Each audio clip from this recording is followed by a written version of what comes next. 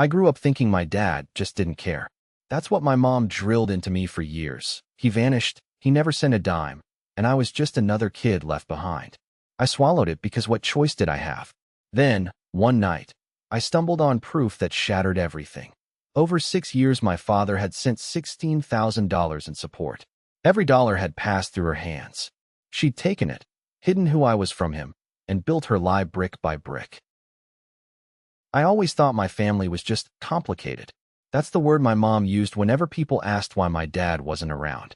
It's complicated, she'd sigh, and then change the subject. To a kid, complicated sounds like a grown-up secret you'll understand later. But later never came.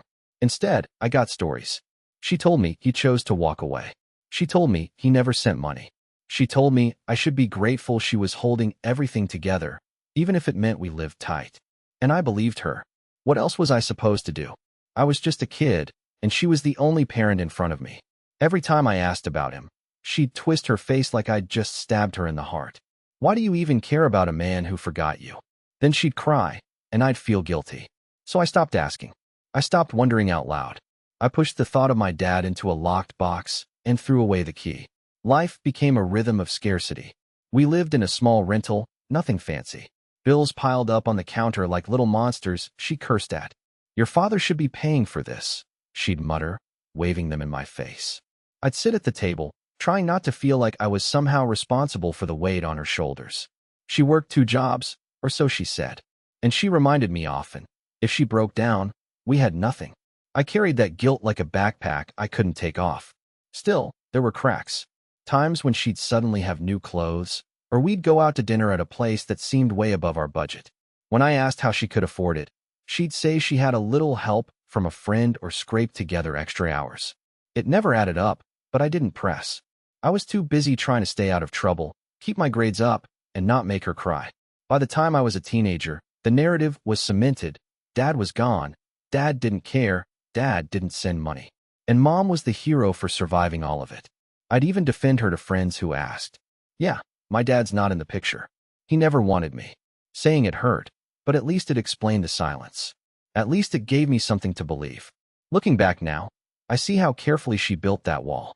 She wanted me angry at him, not at her. She wanted me dependent, grateful, unquestioning. And for years, it worked. But then came the night when I accidentally pulled at one loose brick. And once that wall cracked open, the truth came pouring out faster than I could handle. I thought the lies were just about feelings, about painting him as the villain so she looked like the victim. But what I discovered had numbers attached. $16,000 worth of numbers. And every cent told a different story. I had no idea what I was about to uncover. It started with a letter. Not even one meant for me. At least, that's what I thought when I pulled it out of the mailbox on a gray Tuesday afternoon. The envelope had my mom's name on it, but the return address stopped me cold. It was a law office. Normally, I'd just drop it on the kitchen counter and forget about it. But something about the bold font, the official seal, the way it said trust account statement through the little plastic window, my hands wouldn't let go. I slipped it into my backpack before I could talk myself out of it. Later that night, when she went to shower, I opened it under the dim yellow lamp in my room. I half expected boring legal jargon I couldn't understand. Instead, the words hit like a punch. Disbursements on behalf of my name. Minor child, funded by Dad's full name. Total received over 6 years, $16,000. I read it 3 times, my eyes tracing the numbers that didn't shrink no matter how many times I blinked. 16,000. My dad's name. My name. And a phrase that made no sense. Disbursements. At first, I thought maybe it was a mistake. Maybe there was another kid with my name. But the birth date listed was mine. My address was printed clearly. And the payments weren't vague. They were broken down year by year, like a financial trail someone had been following quietly in the background. My heart was pounding so hard, I thought my mom might hear it through the bathroom door. All those nights, she said he never cared. All the times she pointed at overdue bills and told me to blame him. And here was proof, cold, bureaucratic proof, that he had been sending money all along. I didn't know what to do with that truth. Anger surged up first. I wanted to storm into the bathroom, wave the letter in her face, and demand an explanation. But then came fear. What if she turned it around on me like always? What if she cried, accused me of snooping, told me I was ungrateful? The old reflex of guilt pressed down on me like a hand over my mouth. So I folded the letter carefully, tucked it back into the envelope, and slid it under my mattress. My hands were shaking so badly I could barely move. That night, I barely slept. Every time I closed my eyes, the number $16,000 burned in my brain. 16,000 reasons to question everything I thought I knew about my father. 16,000 lies I'd swallowed. When she made breakfast the next morning, acting normal, chatting about bills and groceries, I could barely look at her. Every word out of her mouth sounded like static, because all I could think was, "You've been lying to me for years." But I didn't confront her. Not yet. Because deep down, I knew this letter was just the beginning. The letter should have been enough. Most people would have marched straight into the living room and demanded answers. But I'd grown up in my mom's shadow, where questions were punishable and silence was safer. So I played along, like nothing had changed, while inside, I was unraveling. The problem with secrets, though, is that once you see one, you start seeing them everywhere. Suddenly, little things I'd brushed off didn't look so small, like the locked drawer in her desk. She always kept the key on her chain, dangling like a warning. Don't ask, don't touch. I used to think it was just tax forms or bills. But after the letter, I couldn't shake the thought. What if that drawer held the missing pieces? One Saturday, she left for her shift at the diner, and I knew I had maybe 3 hours. My hands were sweating before I even sat down at her desk. I wasn't some master thief. I was a kid with a bobby pin and a guilty conscience. But the lock gave way easier than I expected, like it had been waiting to be opened. Inside were folders, thick with paper. At first glance, it was boring stuff: utility bills, receipts, medical forms. But tucked between them were envelopes with the same law firm logo as the letter. My pulse shot up. I flipped through them, scanning lines I barely understood, until I hit one that made my stomach flip. Funds received via wage garnishment of Dad's full name, monthly installments. There it was again. Proof he'd been sending money. Not once, not sporadically, monthly. 6 years of it. And then I saw her handwriting in the margins, notes about what to spend it on. Except it wasn't rent or groceries. Words like vacation, new car, hair salon. It felt like the room tilted. My whole body went cold, even though the summer sun was pouring through the blinds. Every sacrifice she'd bragged about, every guilt trip she'd laid on me, it was all built on stolen money. My father's money. Money meant for me. I sat there, papers spread out around me, until the sound of her car pulling into the driveway snapped me out of it. Panic hit. I shoved everything back, slammed the drawer shut, scrambled upstairs. By the time she walked in, humming like nothing was wrong, I was sitting on my bed pretending to scroll my phone. But now I had confirmation. The letter wasn't a mistake. It wasn't a fluke. She had taken every cent, hidden it, and used it while letting me grow up believing we were broke. That night, I could barely eat. She complained about the price of groceries, and I just stared at her, biting my tongue so hard it hurt. When she asked what was wrong, I mumbled tired. Because what was I supposed to say? I know you've been lying to me for 6 years, and I found the evidence in your drawer? I couldn't. Not yet. I needed to be sure. I needed more than scraps of paper. I needed something undeniable, something she couldn't spin back on me. That's when I decided I was going to find out exactly how deep this went. I thought I was prepared. After the letter and the drawer, I told myself I'd already seen the worst. I knew she was lying. I knew she'd been taking money. What else could shock me? But the truth is, nothing prepares you for watching the floor of your life drop out from under you. It happened a week later. She'd gone out to meet some friends, leaving her laptop open on the kitchen counter. Normally, she guarded that thing like a hawk, password protected and slammed shut the moment anyone walked into the room. But that night she must have been in a rush, because it was there, screen glowing, email inbox wide open.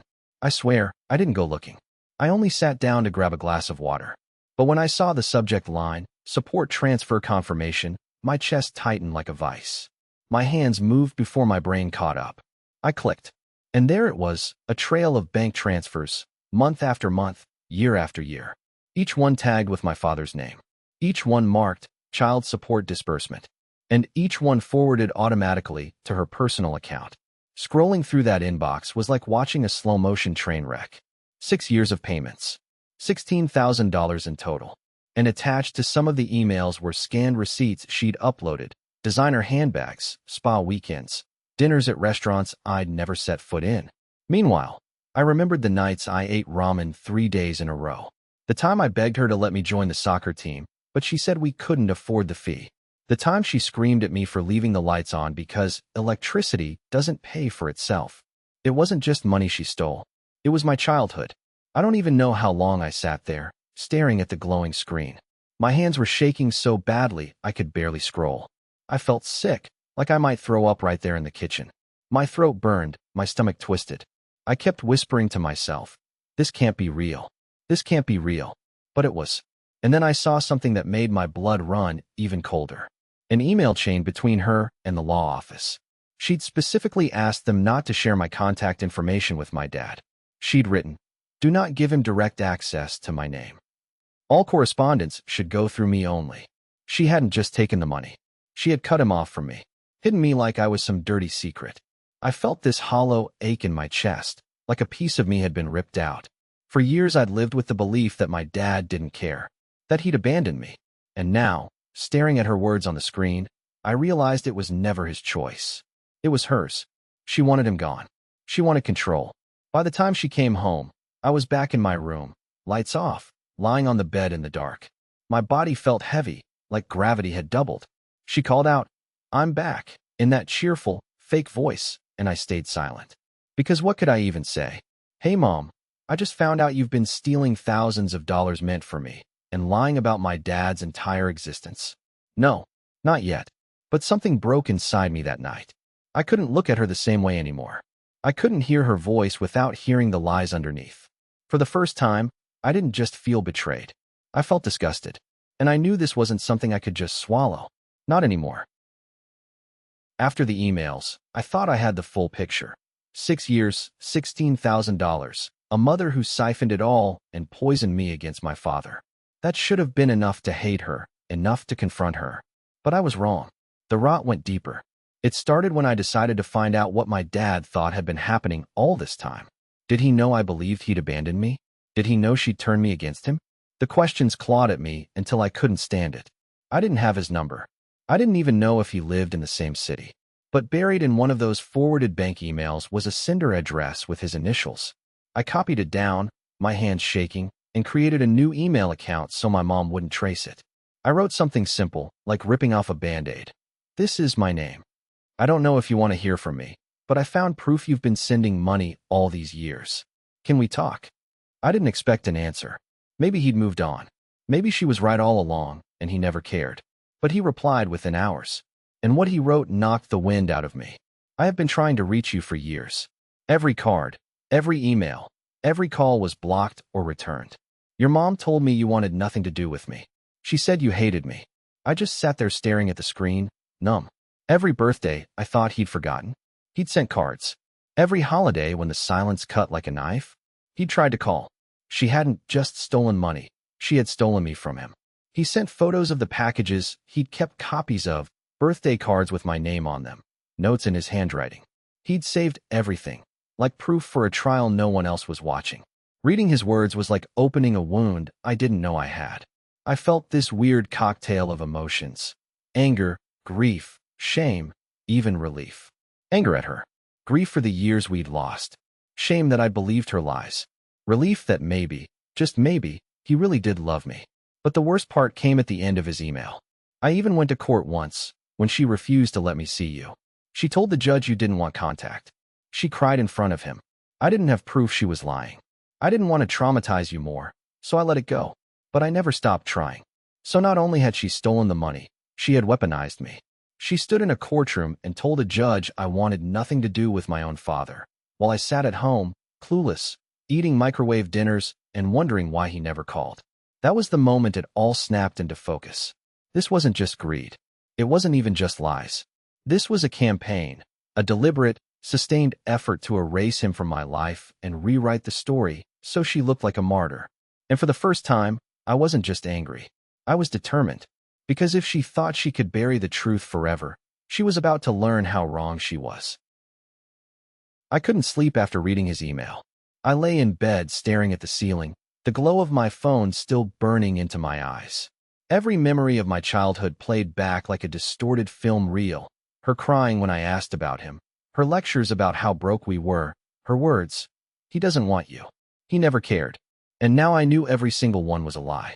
Part of me wanted to storm into her room that very night and scream the truth in her face. To dump the folders, the emails, the receipts on her bed and watch her crumble. I imagined her excuses, her fake tears, and me shutting her down with undeniable proof. But another part of me hesitated. She was still my mom. The woman who packed my lunches, who showed up at school plays, who tucked me in when I was little. Was I really ready to burn it all down? That was the trap of her lies. They weren't just about money or custody. They were about loyalty. She'd conditioned me to think loving her meant hating him, that defending him meant betraying her. And now that I saw through it, I didn't know where to stand. I spent days walking around like a ghost. In class, I couldn't focus. At home, I barely spoke. She noticed, of course. "You're acting strange," she said one night over dinner. "Is something wrong at school?" I nodded, letting her believe the lie, because the truth was too heavy to bring into the light. But silence was its own kind of poison. I started writing in a notebook, lists of options, like I could logic my way through it. Tell her directly. Gather more proof. Talk to my dad again. Maybe even go back to court. Each option had a cost, and none of them felt clean. Still, one thought rose above all the noise. If I let her keep this power, I'd be stuck in her story forever. So I made a choice. I'd stop being her silent witness. I would act. When I finally decided to act, it wasn't some grand, cinematic showdown. It was smaller, quieter, like dipping my toe into cold water before diving in. I figured if I made one move, any move, the rest would follow. So I emailed my dad again. This time I attached copies of the documents I'd found. The letter, the transfer confirmations, even photos I'd secretly taken of the receipts in her drawer. My hands shook as I hit send. I felt like I was betraying her, but at the same time, I knew she'd betrayed me first. He called me within minutes. His voice cracked when he said my name, and I realized I was hearing my father's voice for the first time in almost a decade. I didn't know what to say. For a moment, we just sat in silence, listening to each other breathe. Then the words came tumbling out of me, about the lies, the guilt, the fights over bills, the nights I thought he didn't care. "I never stopped caring," he said. His voice was steady now, stronger. "Your mom didn't just take my money. She stole you. But if you're ready, we can fight this. Together." That word, together, did something to me. For the first time, I didn't feel like I was carrying the weight alone. We made a plan. He'd contact the law office and request a full accounting of all disbursements. Meanwhile, I'd keep gathering anything I could find at home. Emails, receipts, anything that proved she had intercepted the support.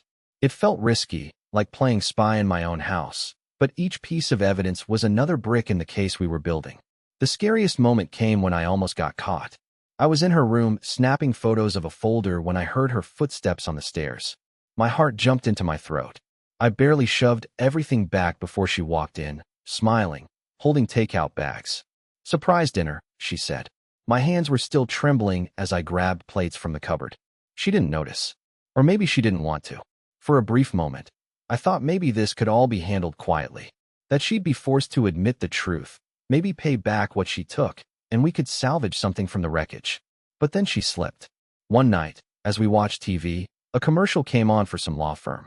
She laughed and said, "Lawyers are crooks. They'll take your money and promise the world. Ask your father." The bitterness in her voice was sharp, rehearsed. And in that moment, something inside me hardened. She wasn't just avoiding responsibility. She was still twisting the knife, still painting him as the villain. I realized then, this wasn't going to end with quiet admissions or private apologies. She would never give up control voluntarily. And if she wouldn't hand me the truth, I was going to take it from her, piece by piece, document by document, until the whole world saw her lies for what they were. For a little while, it almost felt like the storm had passed. My dad's lawyer confirmed they'd received my files, and he told me it was more than enough to reopen the case. Hearing that gave me a sense of relief I hadn't felt in years. Finally, someone official saw the truth. Finally, it wasn't just me screaming into the void. At home, my mom seemed calmer too. Maybe it was coincidence, or maybe she sensed I'd stopped pushing. She cooked more often, laughed at shows on TV, even asked about my grades like nothing had changed. For a moment, I let myself believe this might end quietly, that the legal system would take over, she'd be forced to repay what she'd stolen, and we could both retreat into our corners. I even imagined a future where we might rebuild something. Not trust, not really, but maybe civility. A fragile truce. But then small cracks started showing. She'd snap at me over nothing, like when I forgot to take out the trash. Her eyes darted too quickly when I mentioned the mail. She spent more time on the phone behind closed doors, her voice low and sharp. One night, I caught her watching me while I ate dinner. Not the casual glance of a parent, but a calculating stare, like she was trying to solve a problem she couldn't quite figure out. I looked up, and she smiled too fast, too wide. My stomach twisted. Still, I told myself it was just nerves. That once the court did its job, the truth would stand on its own. I wanted so badly to believe the worst was already behind me. But the calm didn't last long. The first real sign that things were about to explode came in the form of a knock at the door. Not just any knock, the heavy, deliberate kind that makes your stomach drop before you even open it. I froze, halfway through a homework assignment, while my mom rushed to answer. Two men in suits stood on the porch. One introduced himself as a representative from the court. The other was a process server. They handed her a thick envelope. Her face went pale. "What's this about?" she asked, though her voice was already trembling. "You've been served," one of them said simply. "Child support misappropriation. Court date enclosed." I'll never forget the way she turned to look at me. Her eyes narrowed, calculating, flicking through 1,000 thoughts in an instant. She didn't say a word, just closed the door, envelope clutched in her fist like a weapon. That night was hell. She stormed into my room, waving the papers. "What did you do?" she hissed. "You think you're clever, sneaking around behind my back? Do you have any idea what you've unleashed?" I sat on my bed, heart pounding, but for once I didn't flinch. "I didn't unleash anything," I said. "You did. $16,000 worth." Her face twisted, shifting between fury and fear. "You're ungrateful," she spat. "Everything I did was for you, to protect you from him." But her voice cracked, and I saw something I hadn't seen before: panic. Real panic. Over the next week, the house turned into a war zone. She paced the floors on the phone, yelling at lawyers, crying to friends, even calling relatives I barely knew to spin her version of events. Suddenly, I was the villain in every story, the disloyal child, the brainwashed pawn of my father. She painted herself as the martyr, betrayed by her own blood. And it worked, at least with some people. I got angry texts from cousins I hadn't spoken to in years. "How could you do this to your mother after everything she sacrificed?" It was like she was building an army. But my dad was building his, too. His lawyer filed motions. They subpoenaed bank records. And every time another document surfaced, her story cracked a little more. The receipts, the transfers, the court transcripts where she'd told a judge I wanted nothing to do with him. It all came pouring out. The pressure made her reckless. One night, she cornered me in the kitchen. "If you testify against me," she said, her voice low and shaking, "I'll never forgive you. You'll regret it." I should have been scared, and part of me was. But another part felt strangely free. Because the more she threatened, the clearer it became. She was losing control. The complication was, though, that she wasn't going down quietly. She filed counterclaims, accusing my dad of harassment, of trying to ruin her life. She tried to block me from testifying, arguing I was too young, too manipulated. For a while, it felt like maybe she could spin this whole thing back on us. Then came the bombshell. Her lawyer produced records suggesting my dad had missed payments. But when the court cross-checked with the bank, it turned out she had doctored statements, altered PDFs to make him look negligent. That discovery flipped everything. What started as a custody and support issue now looked like fraud. Real fraud. With real consequences. I'll never forget sitting in the courtroom when the judge held up those documents and said, "This is a very serious matter." My mom sat 2 rows ahead of me, shoulders stiff, face burning red. And for the first time, she didn't look powerful. She looked small. Still, the damage was done. The family was split in two, half defending her, half turning away in disgust. I was caught in the middle, the kid who had broken the silence. And the worst part? It wasn't over. The biggest storm was still ahead. I thought the courtroom reveal would end it. When the forged records were exposed, I expected everything to collapse around her. Maybe even jail time. But instead, the fight only got uglier.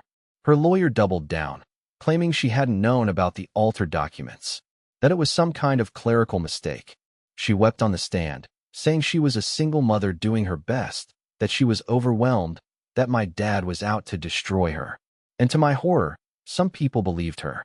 Worse, the fallout at home was unbearable. Relatives called me a traitor.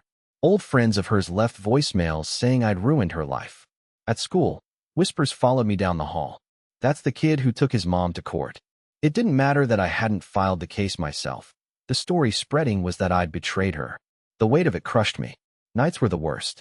I'd lie awake, staring at the ceiling, wondering if I'd made a mistake. Maybe I should have left it alone. Maybe digging up the truth only tore everything apart for nothing. The lowest point came the day she refused to look at me. She sat at the kitchen table, bills scattered in front of her, head in her hands. When I walked in, she didn't even glance up. Just muttered, "You've destroyed this family. Are you proud?"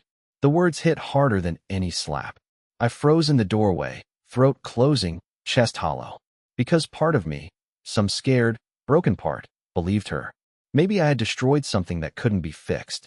For a week, I barely ate. My grades slipped. I stopped answering my dad's calls because I couldn't handle the pressure. I felt like a kid again, small, powerless, trapped in her orbit. Every voice in my head told me I wasn't strong enough to see this through. The trial dragged on. Every hearing was another round of accusations, another chance for her to twist the knife. I sat in court listening to her paint me as confused, manipulated, ungrateful. And every time she said it, I felt my resolve weakening. Until one afternoon, when I caught a glimpse of my dad sitting in the gallery. He wasn't glaring at her. He wasn't gloating. He was just looking at me, eyes steady, as if to say, "I'm here. Don't let her take this from you too." Something shifted inside me. The shame, the fear, it didn't vanish, but it loosened its grip. For the first time in weeks, I remembered why I started this fight. It wasn't about destroying her. It was about reclaiming myself. About refusing to live in the cage she'd built out of lies. I walked out of that hearing shaky, exhausted, but with one thought burning clear in my head. I wasn't going to let her win. Not this time. The final hearing felt different from the start. The courtroom was packed tighter than before. Extended family, neighbors, even a couple of local reporters who'd caught wind of the fraud angle. I sat beside my dad, palms sweaty, heart racing, but with a strange clarity I hadn't felt in months. This was it. No more secrets. When the judge entered, the room went silent. My mom sat across the aisle, dressed in her best suit, hair perfectly styled. She looked calm, composed, but I'd learned to see through her masks. Beneath the polished exterior, her fingers twitched against the table, tapping out a rhythm of nerves. Her lawyer went first, painting her as a struggling single mother who had been overwhelmed by technical miscommunications. He spoke of sacrifice, of years of hardship, of how she'd done her best. Then it was our turn. My dad's lawyer stood, holding a stack of documents. "Your Honor," he began, "this is not a case of miscommunication. This is a calculated deception spanning over 6 years. We will show, beyond doubt, that child support funds totaling $16,000 were intentionally intercepted, misused, and concealed. And worse, that this child was weaponized, cut off from his father, told he was unwanted, while his mother enriched herself." The first exhibit hit like a thunderclap, the bank records. Page after page, transfers from my dad to the trust account, then to her personal account. Dates lined up perfectly. The second exhibit, the emails I'd found. The instructions she'd given the law office to block my father from contacting me directly. The third, the altered statements she'd submitted, side by side with the originals, the edits glaring like red ink. Every document was a nail in the coffin of her story. And then came my turn. I walked to the stand, knees trembling, palms slick. The bailiff swore me in. When I sat down, I forced myself to look at the judge, not her. I told them everything. The years of lies, the guilt she poured on me, the nights I thought my father didn't care. I described finding the letter, the drawer, the laptop. My voice shook at first, but then steadied. Because this wasn't just evidence. This was my life. At one point, I glanced at her. Her mask was cracking. She wasn't crying. She was glaring, like she could burn a hole through me with her eyes. But the more she glared, the stronger I felt. When I finished, the courtroom was silent. The judge leaned forward. "Thank you. That was very brave." Her lawyer tried to spin it. Tried to suggest I'd been manipulated, coached. But the judge cut him off. The documents speak for themselves, and the testimony is consistent. Then my mom snapped. She slammed her hand on the table and shouted, "He's lying. He's always been ungrateful, just like his father." Her voice echoed off the walls. Gasps rippled through the room. The judge's gavel came down hard. "Enough, ma'am. You are out of order." But she kept going, unraveling in front of everyone, ranting about how she deserved the money, how my dad had ruined her life, how I had turned against her. It was the mask completely torn away, the person I'd seen in private finally on display for everyone else. The judge didn't raise his voice. He didn't need to. His words cut sharper than any scream. "You have not only violated the law, you have violated the trust of this court and, most tragically, of your own child. This case is no longer about custody or support. It is about fraud, misrepresentation, and emotional abuse." The ruling was swift. Restitution of the $16,000. Legal penalties. And, most importantly, joint custody restored with my father having direct access to me. No more gatekeeping, no more block calls. When the gavel fell for the last time, I exhaled like I'd been holding my breath for 6 years. My mom sat there stunned, her face drained of color. The woman who had controlled every narrative, every conversation, every piece of my childhood, was finally powerless. As we left the courtroom, my dad placed a hand on my shoulder. He didn't say much, just whispered, "You did it." And for once, I believed it.